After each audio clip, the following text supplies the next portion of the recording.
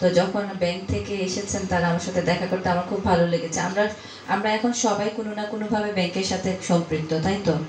আর যখন তারা জাল নোট নিয়ে কথা বলেছেন, তখন আমি আমার নিজের একটা অভিজ্ঞতায় বলেছি। আমি ঢাকায় ছিলাম, জাস্ট আমাদের সোশ্যাল মিডিয়াতে দেখছিলাম যে 40 টাকার নোট বের হয়েছে, 100 টাকার নোট বের হয়েছে। এই ধরনের নোট আমরা কখন দেখি? যখন একটা বিশেষ অনুষ্ঠানে স্মারক নোট হিসেবে দেখি। কিন্তু ওই ভিডিওটাতে এরকম দেখাচ্ছিল যে এটা হচ্ছে সরকার সংস্কার করছেন, এটাও একটা সংস্কারের অংশ।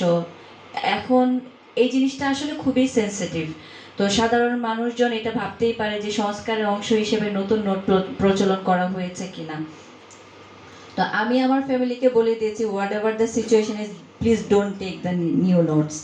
তো ঠিক আছে, আমরা যারা আসলে টাকা পয়সা নিয়ে তো সবাই সচেতন, তারপরেও তো মানুষজন একটু ভুল করেই ফেলতে পারে। এখন এই যে আমরা যে প্রোগ্রামটার আয়োজন করেছি, জাল নোট প্রতিরোধ নিয়ে বাংলাদেশ ব্যাংকের যে বিশেষ উদ্যোগ,